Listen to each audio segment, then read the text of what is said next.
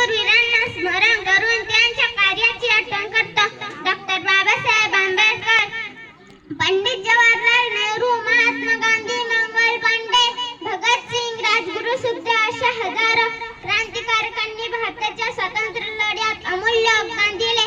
त्यांच्या बलिदानामुळे आपला देश इंग्रजांच्या गुलामगिरीतून स्वतंत्र झाला. आपण भारताचे नागरिक या नात्याने आपल्या देशाचे स्वातंत्र्य अबाधित ठेवणे आपले कर्तव्य आहे.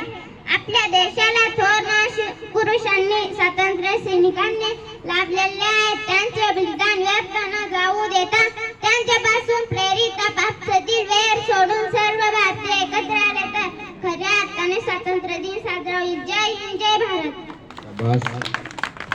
यानंतर वर्ग